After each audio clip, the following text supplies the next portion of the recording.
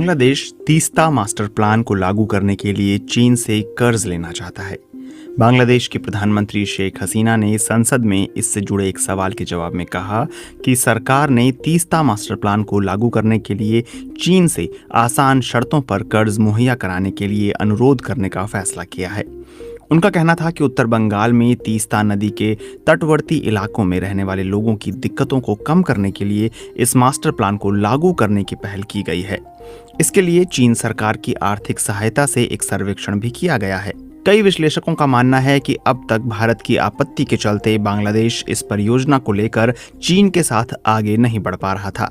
शेख हसीना सरकार के चौथी बार सत्ता में आने के बाद ढाका में चीन के राजदूत ने इस परियोजना में नए सिरे से दिलचस्पी दिखाई थी। वहीं बीते महीने भारत के विदेश सचिव ने अपने ढाका दौरे में बताया था कि भारत तीस्ता परियोजना के लिए वित्तीय सहायता देना चाहता है।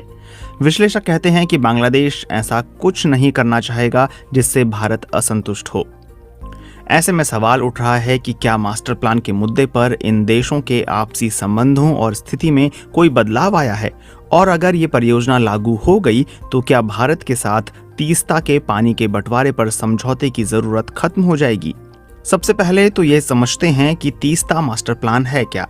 बांग्लादेश में नदी अनुसंधान संस्थान के सदस्य मलिक फिदा अब्दुल्ला खान बताते हैं कि तीस्ता मास्टर प्लान मूल रूप से 3 उद्देश्यों को सामने रखकर तैयार किया जा रहा है। इनमें बाढ़ पर अंकुश लगाना, कटाव रोकना और जमीन दोबारा हासिल करना शामिल है।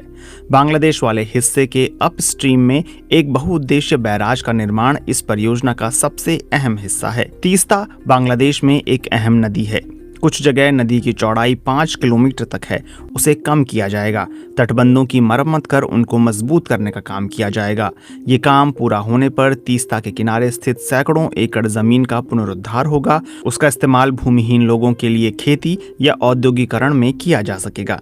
इस मास्टर प्लान के लागू होने पर तो बारिश के मौसम में तीस्ता घाटी में रहने वाले लोगों की तकलीफें कम हो जाएंगी, लेकिन सर्दियों के शुष्क मौसम में तीस्ता के पानी का प्रभाव बहुत कम हो जाने की स्थिति में क्या होगा। इस पर फिदा अब्दुल्ला खान बताते हैं कि शुष्क मौसम के लिए ही पानी के बंटवारे पर समझौते की जरूरत है।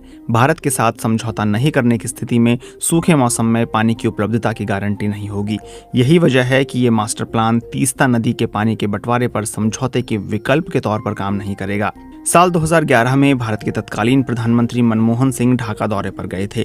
उस दौरान ही तीस्ता समझौते पर हस्ताक्षर किया जाना था, लेकिन पश्चिम बंगाल की मुख्यमंत्री ममता बनर्जी के विरोध के कारण वह अधर में लटक गया। साल 2015 में पीएम नरेंद्र मोदी ममता बनर्जी को साथ लेकर बांग्लादेश के दौरे पर गए थे। वहां उन्होंने तीस्ता के पानी के बंटवारे पर एक समझौते पर सहमति का भरोसा दिया था, लेकिन उसके बाद भी अभी तक तीस्ता की समस्या का कोई समाधान नहीं निकला है। बांग्लादेशी मीडिया की रिपोर्ट में कहा गया है कि प्रधानमंत्री शेख हसीना जुलाई के पहले पखवाड़े में चीन के दौरे पर जाएंगी। इससे पहले वो भारत के दौरे पर भी आएंगी। बांग्लादेश मामलों की विशेषज्ञ प्रोफेसर श्री राधा दत्ता कहती हैं कि दोनों देशों के आपसी संबंध चाहे कितने भी बेहतर हों, तीस्ता नदी के पानी के बंटवारे के समझौते पर जारी गतिरोध दूर नहीं होने तक यह बांग्लादेश की दुखती रग बना रहेगा।